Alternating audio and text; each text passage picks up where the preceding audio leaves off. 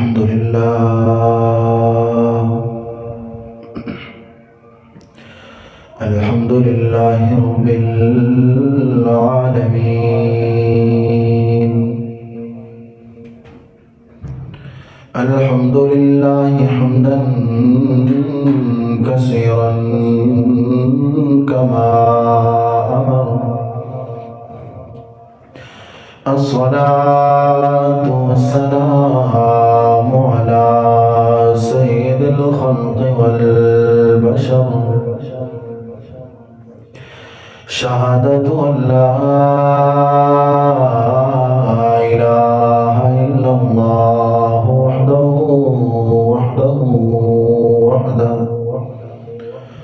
لا شريك له ولا نذير له ولا وزير له ولا مشير له ولا معين له ولا ند له ولا جد له ولا مثل له ولا مثال له لا شريك له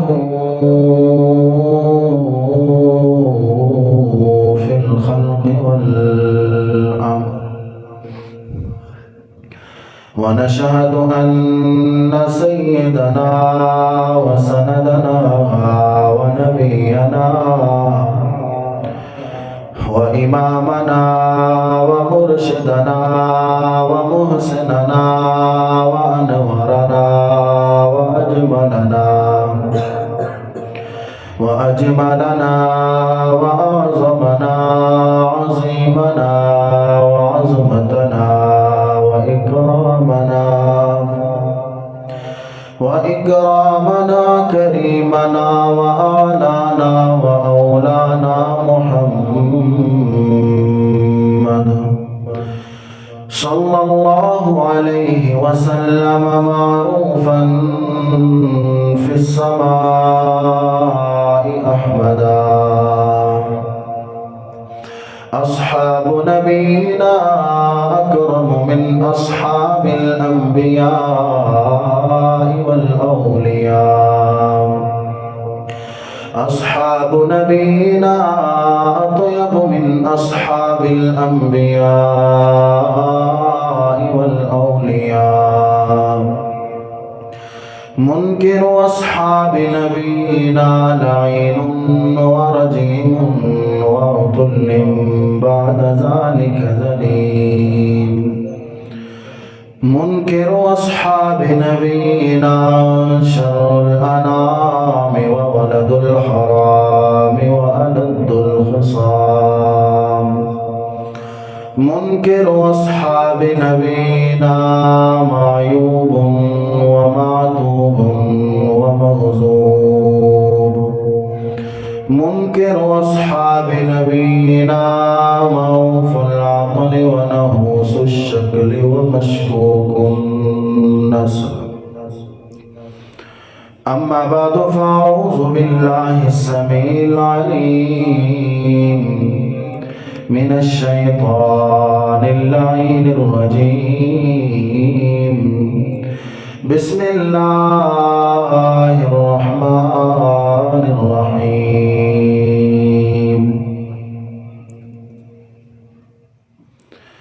قل يا عبادي الذين أسرفوا على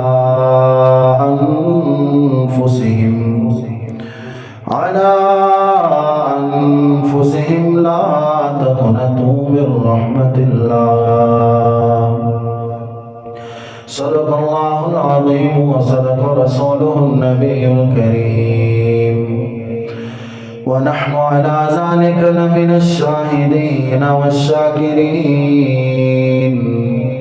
والحمد لله رب العالمين اللهم صل على سيدنا ومولانا محمد وعلى آل سيدنا ومولانا محمد في أول كلامنا اللهم صل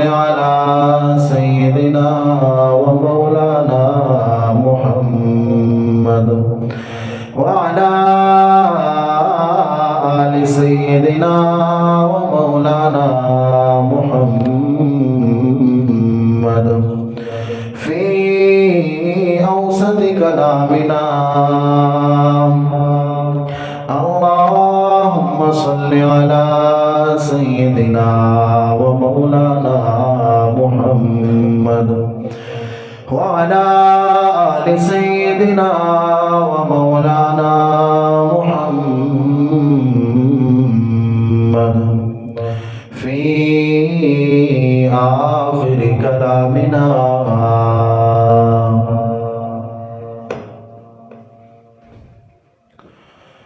خواب غفلت میں سوئے ہوئے مومنوں،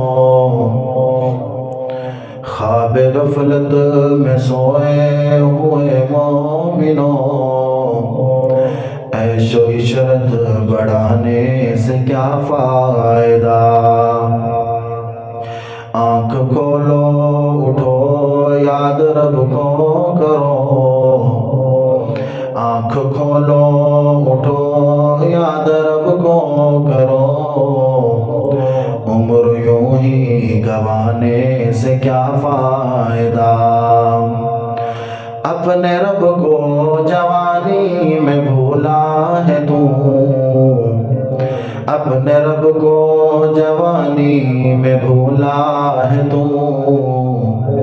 اور طاقت کے بوتے پہ پھولا ہے تو. جب جوانی ڈھلے گی تو پچھتائے گا، جب جوانی ڈھلے گی تو پچھتائے گا.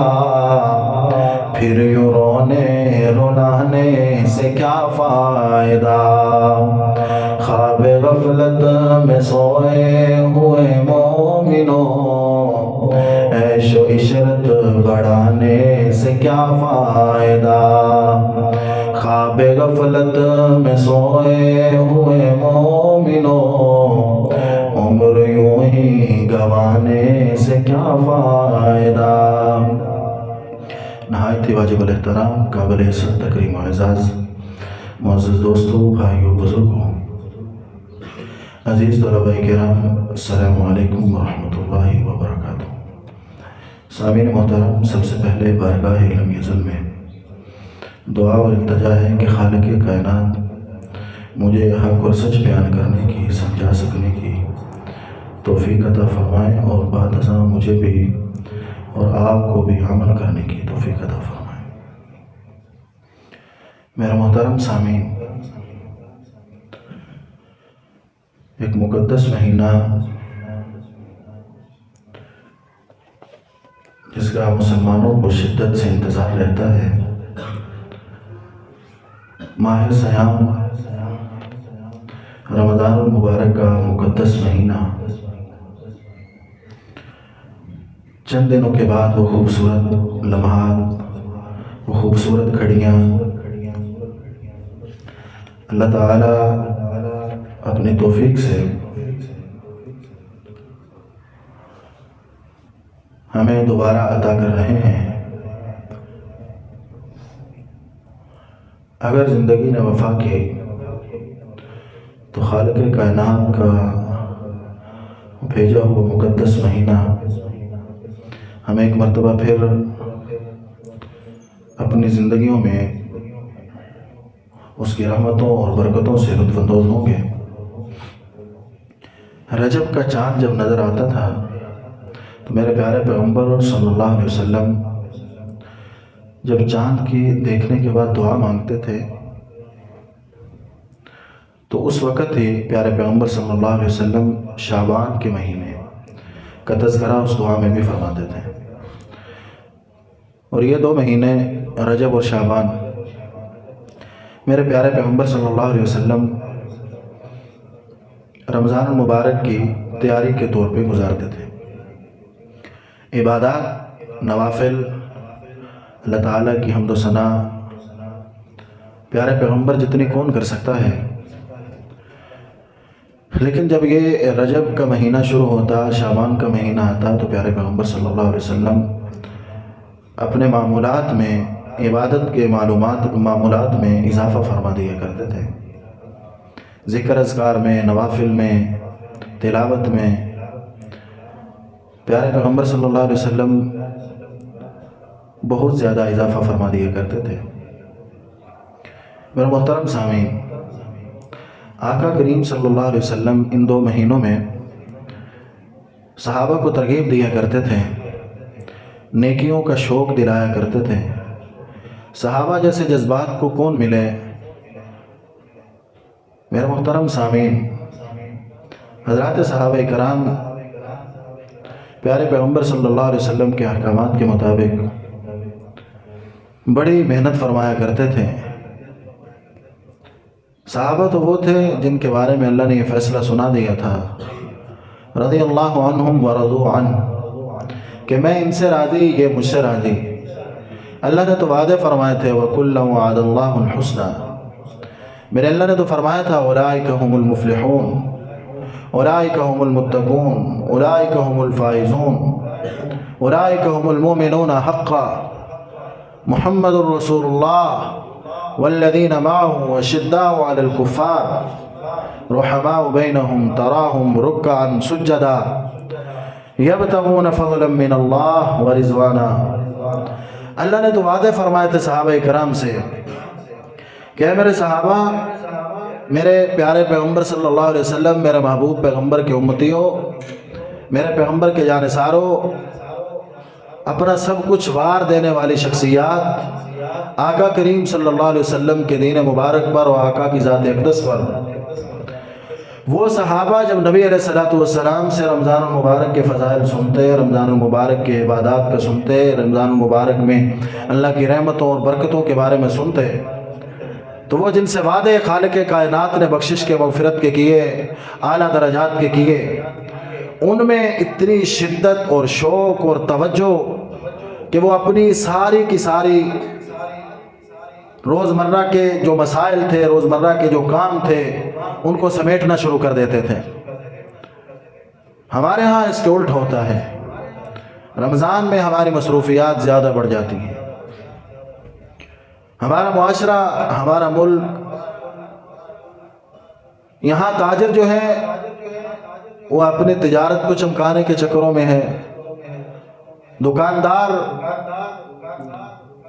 بے جا اضافہ کر کے چیزوں کی قیمتوں میں منافع کمانے کے چکروں میں ہے۔ آپ حضرات کے علم میں ہوگا کہ غیر مسلم ممالک میں غیر مسلم حکومتیں کچھ اس طرح کی موجود ہیں کہ جب رمضان المبارک کا مہینہ آتا ہے تو وہ اس کا احترام کرتے ہیں۔ آپ اپنے معاشرے میں دیکھیے کہ ہمارے معاشرے میں رمضان المبارک کا ادب، احترام اور اس کی تیاری، جبکہ ہم مسلمان ہیں، دعویٰ عشق محمد صلی اللہ علیہ وسلم کا ہے، امتی ہم اپنے آپ کو کہتے ہیں، آقا کریم صلی اللہ علیہ وسلم کا، لیکن ہماری توجہ کس جانب ہے؟ ہمارے معاملات کس جانب چل رہے ہیں کہ رمضان المبارک آتا نہیں ہے، ہمارے حضرات جو ہیں وہ ذخیرہ اندوزی شروع کر دیتے ہیں، اپنے پاس چیزوں کو اکٹھا کرنا شروع کر دیتے ہیں کہ رمضان کا مہینہ آئے گا تو شربت زیادہ سیل ہوگا، اس میں زیادہ منافع کماؤں گا، منہ مانگی قیمتیں وصول کی جاتی ہیں۔ ہمارا معاشرہ کس پستی میں جا گرا؟ ہم اپنے آپ کو ٹھیک کرنے کی کوشش نہیں کرتے تو نعوذ باللہ معاذ اللہ گلے رب سے کرتے ہیں۔ کفریہ کلمات ہماری زبانوں پہ عام ہو گئے کہ یہ آزمائشیں ہمارے لیے تھیں، یہ مصیبتیں ہمارے لیے تھیں، ارے آزمائشیں کیوں نہ آئیں، مصیبتیں کیوں نہ آئیں۔ ہم اپنے اعمال کو تو دیکھیں، ہم اپنا محاسبہ تو کریں کہ ان ایام میں میرے پیارے پیغمبر صلی اللہ علیہ وسلم کی تعلیمات کیا ہیں، حضرات صحابہ اکرام کا طریقہ کار کیا ہے اور ہمارا طریقہ کار کیا ہے۔ رمضان المبارک کی آمد ہے، میرے محترم سامعین، ہر طرف ایک افراتفری کا عالم ہوتا ہے، جبکہ یہ مہینہ اتنا مقدس مہینہ ہے، اتنا محترم مہینہ ہے، اتنا اعلیٰ مہینہ ہے، اتنا عرفہ مہینہ ہے کہ اس مہینہ میں ہر مسلمان کی کوشش رب کو منانے کی ہونی چاہیے۔ رب کو تو منانا پورے سال میں چاہیے، اپنا محاسبہ روز رات کو کرنا چاہیے، اللہ سے مغفرت تو روز مانگنی چاہیے۔ میرے پیارے پیغمبر صلی اللہ علیہ وسلم نے فرمایا، مسلم شریف کی روایت ہے، کریم آقا صلی اللہ علیہ وسلم فرماتے ہیں کہ اے امتیو، میں محمد صلی اللہ علیہ وسلم دن میں کم از کم 100 مرتبہ اللہ تعالیٰ سے مغفرت طلب کرتا ہوں، بخشش کا سوال کرتا ہوں۔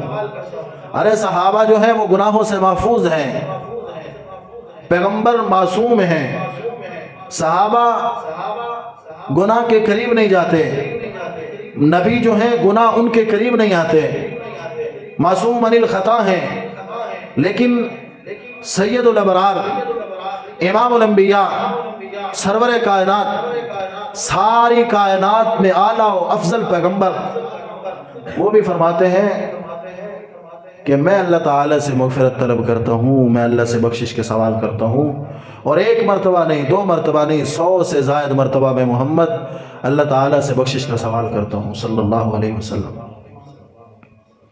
ہم اپنے آپ کو دیکھیں، صحابہ کی طرف دیکھیے، انبیاء کی طرف دیکھیے، اور ہم گناہوں میں ڈوبے ہوئے ہم اپنے اعمال کو دیکھیں کہ ہماری غلطیاں اتنی ہیں، خطائیں اتنی ہیں، گناہ اتنے زیادہ ہیں، لیکن ہمارے دل سخت ہو چکے ہیں۔ ہم روز دیکھتے ہیں کہ ہمارے سامنے سے جنازے گزرتے ہیں، ہم روز ان چیزوں کا مشاہدہ کرتے ہیں، اور یہ جنازہ جب گزرتا ہے، جنازہ جب ہم پڑھتے ہیں، قبرستانوں سے جب گزر ہوتا ہے، تو انسان کے رونگٹے کھڑے ہو جانے چاہیے، جبکہ ہمارے دل پتھر کے ہو گئے، جنازوں کو دیکھ کر کے بھی، قبرستان میں جا کر کے بھی ہمارے دل موم نہیں ہوتے۔ ہم نے تو آج کل جنازہ پڑھنا، قبرستان میں جانا، اس کو بڑا معمولی لے لیا ہے۔ پہلے دور میں اگر جنازہ سامنے آتا تھا تو جنازہ پڑھنے والے لوگ زارو قطار رویا کرتے تھے، وہ اس وجہ سے نہیں کہ یہ بندہ اس دنیا سے رخصت ہوا ہے، ان کو اپنی آخرت کی یاد آ جاتی تھی کہ ایک دن آئے گا کہ ہم بھی ایسے آگے پڑے ہوں گے۔ قبرستان سے گزر ہوتا، صحابہ کرام رضوان اللہ تعالی علیہ مجمعین، بے شمار واقعات ایسے ہیں کہ صحابہ قبرستان کے قریب سے گزرتے، ان کے جسم پہ لرزہ طاری ہو جاتا تھا، ان کے وجود کانپنا شروع ہو جاتے تھے، اور اتنا روتے تھے خدا کے خوف سے کہ ان کی داڑھی مبارک آنسو سے تر ہو جایا کرتی تھی۔ آج ہمارے دلوں کی کیفیت کیا ہے کہ ہماری آنکھ سے آنسو نکلنا تو دور کی بات، ہمارے دل میں یہ خیال بھی پیدا نہیں ہوتا کہ آج یہ میت سامنے پڑی ہے، کل کو ہم نے اس جگہ پہ آنا ہے۔ آج یہ بڑے چودھری وڈیرے، بڑے جاگیردار افسران جو اپنے زمانے میں فرعون بنے ہوئے تھے، قبرستان کی منو مٹی تلے دفن ہیں، ہم قبرستان سے گزر جاتے ہیں، لیکن کبھی احساس نہیں ہوا کہ ہم نے بھی کسی دن اس قبر کی پتال میں اترنا ہے۔ اس کی وجہ یہ ہے کہ ہم نے اپنے مقصد کو بھلا دیا اس دنیا میں آنے کے۔ ہم نے سارے کا سارا، ہماری تمام تر توجہات جو ہیں وہ دنیا کی زندگی کو بہتر بنانے کے لیے ہیں۔ میرے پیارے پیغمبر صلی اللہ علیہ وسلم نے اپنے صحابہ کرام کو تجارت بھی کروائی ہے، میرے پیارے پیغمبر نے خود بھی تجارت فرمائی ہے۔ کریم آقا صلی اللہ علیہ وسلم کے جانثار صحابہ سارے کام کیا کرتے تھے۔ یہ جو ہمارے ہاں ایک چیز مشہور ہے کہ جو جنگلوں میں چلا جائے، اپنا حلیہ بدل لے، تسبیحاں لٹکا لے، گھنگرو لٹکا لے، جنگلوں میں چلا جائے، وہاں جا کے زندگی بسر کرے، ہم اسے ولی اللہ تصور کرتے ہیں، جبکہ میرے پیارے پیغمبر صلی اللہ علیہ وسلم نے اس چیز سے منع فرمایا ہے۔ اللہ تعالیٰ نے بھی قرآن مجید میں منع فرمایا ہے۔ میرے پیارے پیغمبر صلی اللہ علیہ وسلم نے فرمایا کہ اپنی زندگی گزارنے کے لیے آپ کے معاشی حالات مضبوط ہونے چاہیے۔ جتنے معاشی حالات ہمارے مضبوط ہوں گے، دین پہ چلنا ہمارے لیے بھی اتنا آسان ہوگا۔ یہ تعلیمات میرے پیارے پیغمبر کی ہیں، لیکن ان تعلیمات کو بھی پیارے پیغمبر کے طریقوں پر عمل کرنا چاہیے کہ میرے نبی نے تجارت کس انداز میں کی ہے، صحابہ کرام نے کاروبار کس انداز میں کیا ہے۔ میرے محترم سامعین، کھجوروں کے باغ تیار ہیں، سارا سال مدینہ کے جو رہنے والے ہیں، جس طرح ہمارے ہاں فصل تیار ہوتی ہے، گندم کی تیاری مکمل ہو گئی، منجی کی تیاری مکمل ہو گئی، تو اس کو بیچ کر کسان اپنا پیٹ پالتا ہے۔ تو صحابہ اکرام کھجوریں تیار ہیں، باغات، اللہ تعالیٰ نے اس سال میں رزق بھی بڑا، پھل لگا ہوا ہے درختوں پر، کھجور کے باغات سجے ہوئے ہیں، لیکن میرے پیارے پیغمبر نے صدا لگائی حی علی الجہاد، کہ جہاد پہ جانا ہے۔ تیار باغات کو چھوڑا صحابہ نے، انہوں نے دنیا کو پیچھے کر دیا، آقا کے حکم کو سر تسلیم خم کر کے اس کو ماننے میں اپنی عافیت سمجھی۔ آج ہم کیا کرتے ہیں میرے محترم سامعین؟ ان کا توکل دیکھیے حضرات صحابہ کرام کا۔ ہم کہتے کہ یا رسول اللہ جی کچھ دن ٹھہر جائیے، ہم یہ کسی طرف لگا لیں ان باغات کو، ہم نے سارا سال گزارنا ہے۔ کسی صحابی کی زبان پہ یہ جملہ نہیں آیا۔ نبی علیہ الصلوۃ والسلام نے فرمایا، سارے صحابہ چلنے کو تیار ہو گئے، سارا کچھ پیچھے چھوڑ دیا، اور پھر اللہ نے برکتیں کتنی دی، اللہ نے عروج کتنا دیا۔ میرے محترم سامعین، سامنے لاکھوں کا لشکر تھا، ادھر 30,000 مجاہد تھے، لمبا سفر طے کر کے تبوک کے مارکے میں گئے تھے۔ اس وقت اللہ نے فتح بھی عطا کی، جب واپسی تشریف لائے اگلے سال اللہ تعالیٰ نے کئی گنا بڑھا کر کے اللہ نے رزق عطا کیا۔ ہماری سوچ کدھر ہے؟ ہماری فکر کہاں ہے؟ میں نے اپنی آنکھوں سے مشاہدہ کیا ہے، میں نے اپنے آنکھوں سے وہ حال، وہ منظر دیکھا ہے۔ ہمارے حافظ آباد میں پہلے بھی ایک مرتبہ عرض کر چکا ہوں، ایک شخص نماز نہیں پڑھتا تھا، میرے دادا جی مرحوم رحمۃ اللہ علیہ جب نماز کے لیے جانا، بیٹا ہو نماز پڑھ لے، اس نے ادھر سے سننی ادھر سے نکال دیں۔ پیارے پیغمبر صلی اللہ علیہ وسلم کے جو فرامین ہیں نا، سنت طریقے جو ہیں، فرائض کی بات نہیں کر رہا، سنت طریقے جو ہیں، ایک سنت پہ عمل کرنے کے کتنے فائدے ہیں آپ حضرات سن چکے ہیں، فرائض کی تو کیا ہی بات ہے۔ میرے دادا جی نے اس کو دعوت دینی، ایک کان سے سننی دوسرے سے نکال دینی۔ پھر ایک وقت آیا، ایک عرصہ گزر گیا، وہ بندہ کہنے لگا کہ میں چل کے دیکھوں تو صحیح، یہ روز بابا مجھے کہتا ہے کہ نماز پڑھ لو، کبھی نہیں پڑھی۔ وہ کہنے لگا کہ میں نے ظہر کی نماز پڑھی، میں نے عصر کی نماز پڑھی۔ میرے دادا جی کی وفات ہوئی تو اس نے یہ واقعہ مجھے سنایا۔ وہ کہنے لگا کہ میں ظہر کی نماز پڑھی، عصر پڑھی، مغرب پڑھ کے میں آپ کے دادا جی کے پاس آیا، میں نے کہا کہ آپ مجھے روزانہ نماز کا کہتے تھے، میں آپ کی بات کو اگنور کرتا رہا، لیکن آج میں نے 3 نمازیں پڑھی ہیں، جہاں پر میری روزانہ کی سیل 3-4 ہزار تھی، آج کئی گنا بڑھ کے اللہ تعالیٰ نے مجھے رزق دیا ہے۔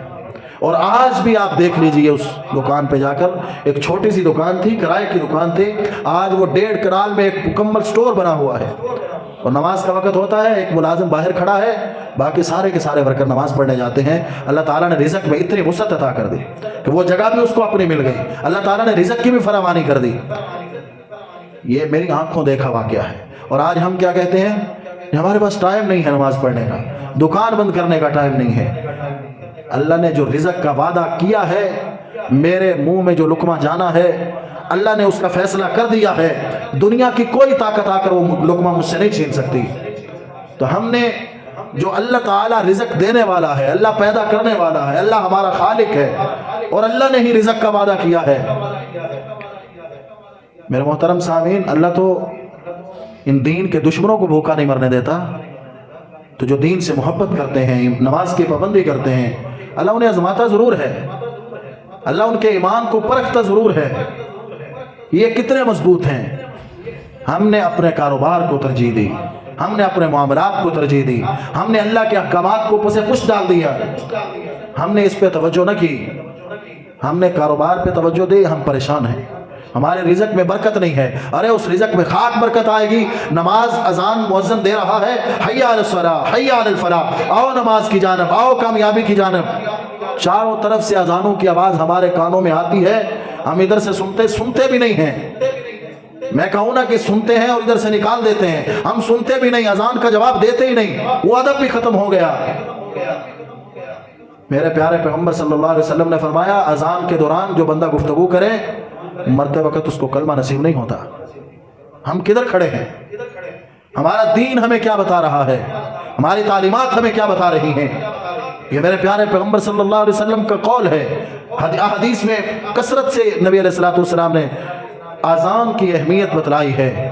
لوگوں اذان کی اتنی اہمیت ہے، ساری کائنات کی باتیں غلط ہو سکتی ہیں، بڑے بڑے بزرگ اولیاء غوث کتب ابدال جھوٹ بول سکتے ہیں، لیکن ہم یہ تصور نہیں کر سکتے کہ میرے پیارے پیغمبر نے جملہ ارشاد فرمایا ہو اور وہ مکمل نہ ہو، وہ بات جس کے بارے میں میرے پیارے پیغمبر نے فرمایا ہو۔ میرے محترم سامعین، میرے نبی نے فرما دیا جس نے اذان کا ادب نہ کیا، اذان ہو رہی ہے، پہلے ہماری مسلمان مائیں بہنیں عورتیں جو تھیں، اذان ہونی سر ڈھانپ لینا، ادب سے بیٹھ جانا، کوئی کچھ بھی کر رہا ہوتا خاموشی چھا جاتی تھی، لوگ نماز کی تیاری کیا کرتے تھے۔ آج کیا ہے؟ اذان ہو رہی ہے، میوزک چل رہا ہے، اذان ہو رہی ہے، ٹی وی چل رہا ہے، اذان ہو رہی ہے، ہمارے معاملات لین دین کاروبار کے سارا کچھ چل رہا ہے۔ اپنے خرید و فروخت میں ہم اتنے مصروف ہو گئے کہ ہمیں پتہ ہی نہ چلا کہ ظہر کی اذان ہوئی، عصر کی اذان ہوئی یا نہیں ہوئی۔ تو پھر ہم روتے ہیں، پھر ہم جب پریشانیاں گھیر لیتی ہیں، جب اللہ تعالیٰ کی جانب سے آزمائشیں ہمیں گھیر لیتی ہیں، پھر ہم روتے ہیں، چیختے ہیں، چلاتے ہیں، ہمارے ساتھ کیا ہو گیا؟ ارے جو اللہ نے احکامات فرض کیے ہیں ان پر پورا اترو۔ اللہ تعالیٰ نے جو احکامات پیارے پیغمبر صلی اللہ علیہ وسلم کے ذریعے ہم تک پہنچائے ہیں ان پر عمل نہیں کریں گے تو ہم اپنے زندگی میں سکون مانگ لیں، ناممکن ہے۔ رزق تو اللہ دے گا، برکت اٹھا لے گا، ہزاروں لاکھوں ہم کماتے ہیں لیکن برکت نہیں ہے۔ کیوں؟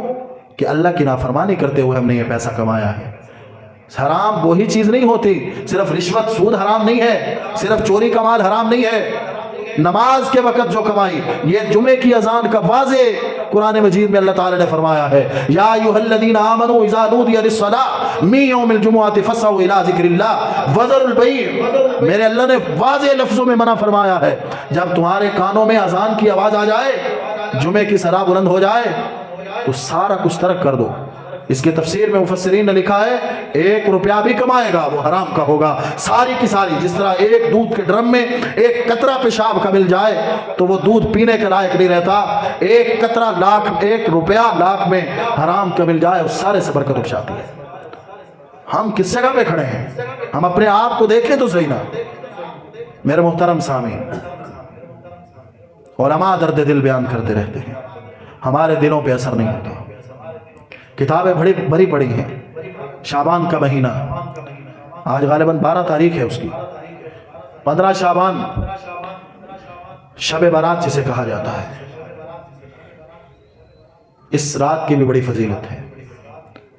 سورہ دخان، اللہ رب العزت فرماتے ہیں حامیم والکتاب المبین انا انزلناہ فی لیلۃ مبارکہ انا کنا منذرین فیہا یفرق کل امر حکیم۔ علماء کا کچھ اختلاف ہے، لیکن علامہ جلال الدین تفسیر جلالین میں لکھتے ہیں کہ یہ جو آیت ہے یہ 15ویں شعبان کی رات کی ہے، کہ اللہ تعالیٰ نے اسے لیلۃ مبارکہ کہ برکت والی رات فرمایا۔ اور آج میں مطالعہ کر رہا تھا، امام اعظم ابو حنیفہ رحمۃ اللہ تعالی علیہ، انہوں نے اپنی ایک کتاب میں تحریر فرمایا کہ میں نے اس رات کئی مرتبہ لیلۃ القدر کا مزہ بھی چکھا۔ علماء کا کچھ اختلاف ہے اس رات کے بارے میں، لیکن بے شمار احادیث اس رات کی فضیلت پہ موجود ہیں، لیکن جو طریقہ ہم نے اپنایا ہے وہ طریقہ کہیں سے بھی ثابت نہیں ہے کہ پٹاخے لے لو، شرلیاں لے لو، اس کو پیسے کو آگ لگاؤ۔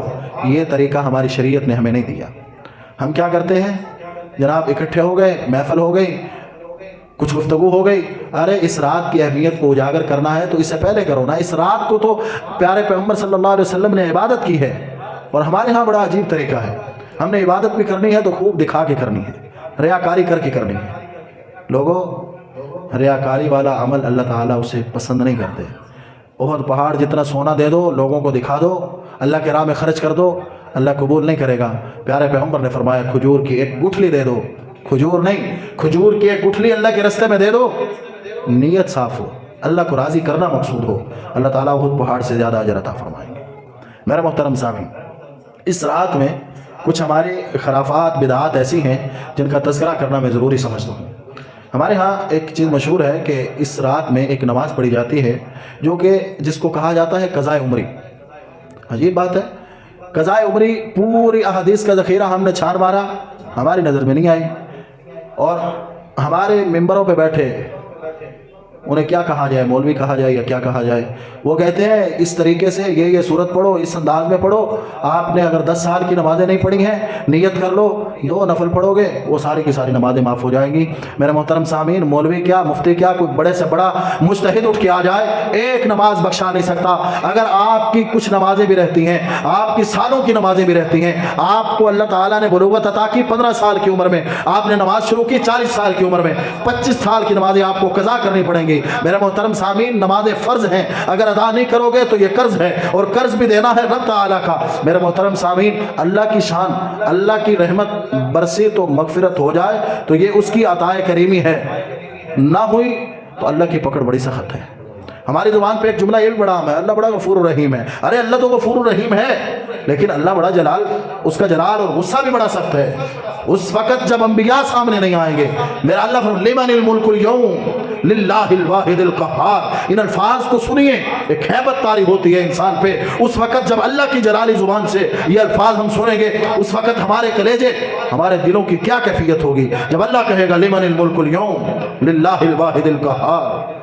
ارے اللہ کا غصہ بھی بڑا سخت ہے، ہم نے بڑی آسانی سے کہہ دیا اللہ بڑا غفور الرحیم ہے۔ میرے محترم سامعین، اللہ غفور الرحیم بھی ہے، اللہ نے قرآن میں یہ بھی فرمایا ہے کہ میرا عذاب بھی بڑا سخت ہے۔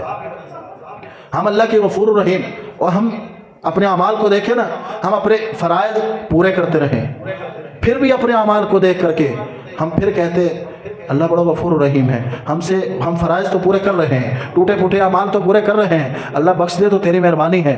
یہ بات سچتی ہے جب ہم نماز ہی نہیں پڑھ رہے، جب ہم زکوٰۃ ہی نہیں دے رہے، ہم پہ حج فرض ہے ہم حج ادا ہی نہیں کر رہے، ہم اپنے ہمسایوں کا خیال نہیں رکھ رہے، جو ہم پہ حقوق العباد ہیں، بہنوں کے حقوق ہیں، بھائیوں کے حقوق ہیں، رشتہ داروں کے حقوق ہیں، ہم انہیں پورے ہی نہیں کر رہے، تو پھر ہم کس منہ سے کہیں کہ اللہ بڑا غفور الرحیم ہے؟ اللہ کی نافرمانی کرتے چلے جاؤ، اللہ کی حدود کو تجاوز کرتے چلے جاؤ، پامال کرتے چلے جاؤ، پھر یہی سوال کرو کہ اللہ بڑا غفور الرحیم ہے؟ میرے محترم سامعین، بخشش ناممکن ہو جائے گی۔ یہ بات، اس بات کو لے کر کے ہم کفر بھی کرتے چلے جائیں۔ نماز چھوڑنا، پیارے علماء فرماتے ہیں، ائمہ مجتہدین فرماتے ہیں، جس نے نماز چھوڑی اس نے کفر کیا۔ ہم کفر بھی کرتے چلے جائیں اور پھر کہیں کہ اللہ ہمیں معاف کر دے گا۔ میرے محترم سامعین، اپنے اعمال پہ ہمیں غور کرنا ہوگا، ہمیں اپنا محاسبہ کرنا ہوگا کہ ہم کہاں پہ کھڑے ہیں۔ میرے محترم سامعین، علماء کی نظر میں یہ شب، جسے شب برات کہا جاتا ہے، شب برات کا مطلب ہے چھٹکارا پانا، جہنم سے آزادی حاصل کرنا۔ ایک اور علماء اس رات کا نام لیتے ہیں اور فرماتے ہیں علماء کہ اس رات میں اللہ تعالیٰ جو ہے زندگی اور موت کے فیصلے بھی فرماتے ہیں کہ اس سال میں کتنے لوگوں نے اس دنیا سے رخصت ہونا ہے، کتنے لوگوں نے اس دنیا میں آنا ہے، اس رات میں میں نے فلاں فلاں بندے کو کتنا رزق دینا ہے، اس سال میں میں نے کس بندے کو اولاد دینی ہے۔ یہ فیصلے اس رات میں ہوتے ہیں۔ کچھ علماء، کچھ حدیث سے یہ بھی ثابت ہے۔ فضیلت کی یہ جو حامل ہے یہ رات، میرے محترم سامعین، اس رات کو گزارنے کا طریقہ اگر ہم اپنے آپ سے ڈھونڈ کر کے یا بدعات کے طور پہ، خرافات کے طور پہ گزار دیں گے، ہمارے اس دور کے نام نہاد ملا ہمیں طریقہ بتائیں، ہم اس پر عمل کر کے اس رات کو گزار دیں تو میرے محترم سامعین کوئی فائدہ نہیں ہوگا، الٹا گناہ ہمارے پلے پڑے گا، سارے کے سارے سال میں نحوست اس کی ہم پر پڑتی رہے گی۔ جو طریقہ میرے پیارے پیغمبر صلی اللہ علیہ وسلم نے ہمیں بتلایا ہے، ہمیں اس کے مطابق اس رات کو گزارنا چاہیے۔ بے شمار دعائیں علماء نے لکھی ہیں کہ اس رات پیارے پیغمبر صلی اللہ علیہ وسلم یہ دعائیں پڑھا کرتے تھے، تلاوت فرمایا کرتے تھے، تو ہمیں بھی ان دعاؤں کا اہتمام کرنا چاہیے۔ میرے محترم سامعین، اس رات کو ایک مرتبہ زندگی میں، ایک مرتبہ، ہر رات یہ معمول نہیں تھا میرے پیارے پیغمبر صلی اللہ علیہ وسلم کا کہ ہر جب بھی شب برات آتی تو پیارے پیغمبر کا یہ معمول تھا، نہیں، ایک مرتبہ زندگی میں پیارے پیغمبر صلی اللہ علیہ وسلم اس رات اٹھے، بیدار ہوئے۔ سیدہ عائشہ صدیقہ رضی اللہ تعالیٰ عنہ فرماتی ہیں آقا کریم صلی اللہ علیہ وسلم جنت البقیع تشریف لے گئے، وہاں جا کے پیارے پیغمبر صلی اللہ علیہ وسلم نے بڑی طویل دعا کی، بڑی طویل دعا کی۔ سیدہ عائشہ فرماتی ہیں کہ اتنی لمبی دعا کی کہ میرے ہاتھ تھک گئے، میں نے 3 مرتبہ ہاتھ نیچے کیے، پھر 3 مرتبہ ہاتھوں کو اٹھایا۔ میرے نبی نے اپنی امت کے لیے، اپنے جانثاروں کے لیے، اپنے صحابہ کے لیے اتنی طویل دعا مانگی۔ سیدہ فرماتی ہیں کہ میں آمین تو کہتی رہی، لیکن آقا نے بڑی طویل دعا کی۔ ہمیں بھی زندگی میں ایک مرتبہ لازمی اس رات کو قبرستان میں جانا چاہیے اور وہاں جا کے دیکھنا چاہیے۔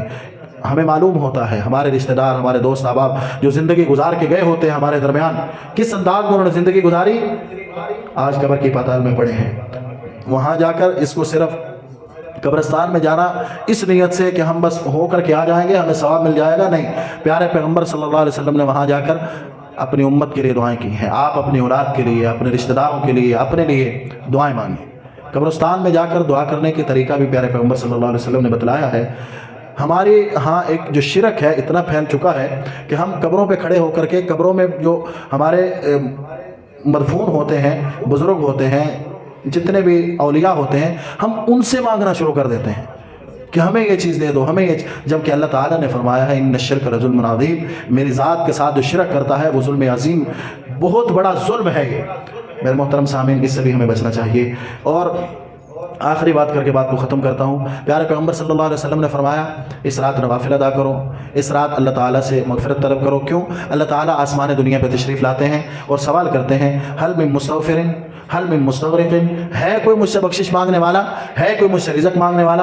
اللہ تعالیٰ رزق میں بڑی وسعت عطا کرتے ہیں۔ یہ جو رزق کی وسعت کی دعائیں ہیں یہ اولیاء اللہ سے ثابت ہیں، پیارے پیغمبر صلی اللہ علیہ وسلم کی حدیث سے ثابت ہیں کہ اس دن 15ویں شعبان کی رات اور دن کو ان دعاؤں میں کثرت کرنی چاہیے۔ اللہ تعالیٰ اور بہت سارے طریقے بھی علماء نے لکھے ہیں کس انداز میں کون سا وظیفہ کرنا چاہیے، وہ دیکھ کر کے ہمیں رزق کی وسعت کی دعا ضرور مانگنی چاہیے اور اللہ تعالیٰ سے صحت و عافیت والی زندگی مانگنی چاہیے۔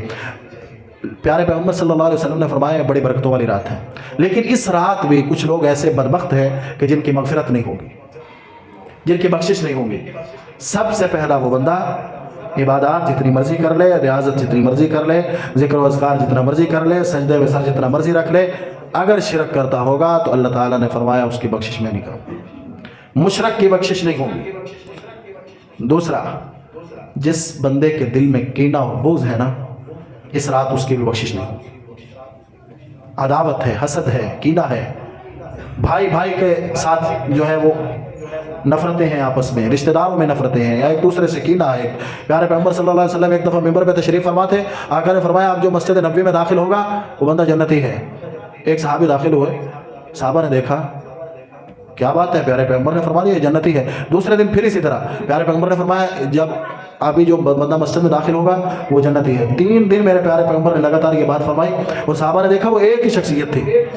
تو ایک صحابی اٹھے، ان کے ساتھ تیسرے دن جب نبی علیہ السلام نے فرمایا، وہ صحابی جب جانے لگے نا جن کے بارے میرے پیارے پیغمبر صلی اللہ علیہ وسلم نے 3 مرتبہ جنت کی بشارت سنائی، تو پیارے پیغمبر صلی اللہ علیہ وسلم کے ایک جانثار اٹھے، ان کے ساتھ چل دیے کہ میں آج آپ کا مہمان بننا چاہتا ہوں، سو بسم اللہ آ جاؤ۔ وہ گھر گئے، ان کے گھر رہے 1 دن 2 دن 3 دن، تیسرے دن رخصت لینے لگے تو انہوں نے کہا جو جن کے گھر وہ مہمان بنے، وہ میزبان صحابی کہنے لگے کہ آپ 3 دن میرے گھر رہے ہو، آپ نے آنے کا مقصد نہیں بتایا، آپ نے کوئی مجھ سے بات نہیں کی، وجہ کیا ہے؟ تو وہ کہنے لگے کہ بتاؤں، پیارے پیغمبر صلی اللہ علیہ وسلم نے آپ کے بارے میں 3 مرتبہ کہا ہے کہ یہ بندہ جنتی ہے۔ 3 مرتبہ آپ مسجد میں داخل ہوئے، آپ کے بارے میں فرمایا یہ بندہ جنتی ہے، لیکن میں آپ کے شب و روز کو دیکھنا چاہتا تھا کہ آپ کے معمولات کو دیکھنا چاہتا تھا، کیا فرق ہے ہم میں اور آپ میں کہ جو پیارے پیغمبر نے آپ کو فرمایا ہے کہ یہ بندہ جنتی ہے۔ تو انہوں نے کہا کیا دیکھا؟ کہا جس طرح میں نمازیں پڑھتا ہوں آپ بھی پڑھتے ہیں، نوافل پڑھتا ہوں آپ بھی پڑھتے ہیں، ذکر اذکار کرتا ہوں آپ بھی کرتے ہیں، کوئی فرق میں نے نہیں دیکھا۔ تو وہ صحابی کہنے لگے بتاؤں کیا وجہ ہے؟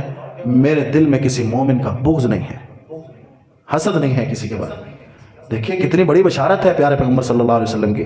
میرے محترم سامعین، ایک روایت کے مطابق ہر پیر اور جمعرات کو اللہ تعالیٰ کے ہاں اعمال پیش کیے جاتے ہیں، ساروں کے اعمال اللہ تعالیٰ قبول فرماتے ہیں، نیک اعمال جو ہیں، لیکن جس بندے کے دل میں کینہ اور بغض ہوتا ہے نا اس کے اعمال اللہ تعالیٰ قبول نہیں کرتے، اور اللہ تعالیٰ فرشتوں سے کہتے ہیں کہ صبر کرو، ہو سکتا ہے یہ معافی مانگ لے، ہو سکتا ہے کہ اپنے دل سے وہ کینہ اور بغض ختم کر دے، پھر اس کے اعمال کو میں قبول کروں گا۔ اگر وہ نہیں کرتا تو پھر اس کے اعمال رد کر دیے جاتے ہیں۔ یہ حدیث شریف میں میرے پیارے پیغمبر صلی اللہ علیہ وسلم نے فرمایا ہے۔ تیسرا بندہ، 2 بندے میں نے بتایا، پہلا مشرک، تیسرا اپنے دل میں دوسرا کینہ اور بغض رکھنے والا، تیسرا بندہ قاطع الطریق، ڈاکو جسے کہتے ہیں۔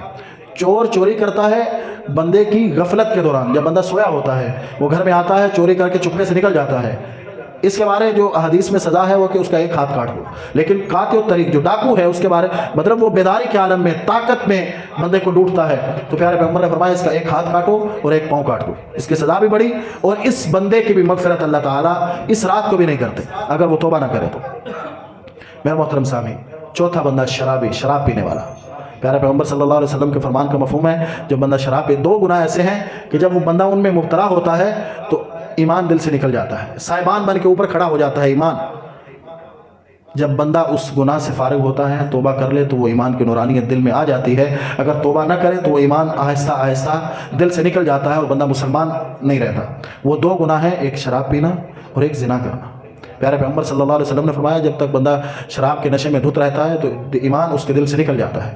اتنا بڑا، اگر اس عالم میں موت آ جائے، زنا کی ناپاکی میں موت آ جائے تو بندہ مسلمان تو نہ گیا رہا اس دنیا سے۔ میرے محترم سامعین، بہت بڑا گناہ ہے۔ شراب کا ایک قطرہ جس کے حلق سے نیچے اتر گیا، پیارے پیغمبر صلی اللہ علیہ وسلم فرماتے 40 دن اس کی عبادت قبول نہیں ہوتی، اور قیامت کے دن اللہ تعالیٰ جہنم میں اسے جہنمیوں کا خون اور پیپ پلائیں گے۔ پانچواں شخص جو کہ ہم میں عام ہے، ہمارے درمیان وہ شخص عام ہے، ہمیں غور کرنا ہے، جو قطع تعلقی کرنے والا ہے۔ بہن بھائی سے ناراض، بھائی بہن سے ناراض، رشتہ دار آپس میں ناراض، دوسروں کے گھروں میں جانا بند ہے، آپس میں نفرتیں اتنی ہیں، بغض اتنا ہے۔ پیارے پیغمبر صلی اللہ علیہ وسلم نے بڑی سخت وعیدیں فرمائی ہیں۔ پیارے پیغمبر صلی اللہ علیہ وسلم نے فرمایا کہ 3 دن سے زائد کسی کو جائز نہیں ہے کسی سے قطع تعلقی رکھے۔ اگر بندہ 3 دن سے زائد قطع تعلقی رکھے اور اسی عالم میں اس کی موت آ جائے تو وہ بندہ سیدھا جہنم میں جائے گا۔ یہ میرے نبی کا فرمان ہے۔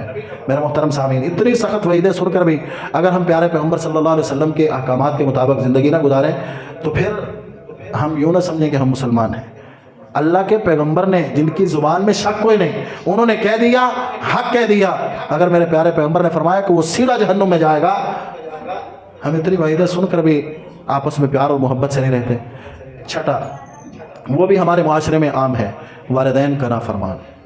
میرے محترم سامعین، والدین کی نافرمانی بہت بڑا گناہ ہے، بہت بڑا گناہ ہے۔ دیکھیے کس طرح والدین نے ہماری پرورش کی۔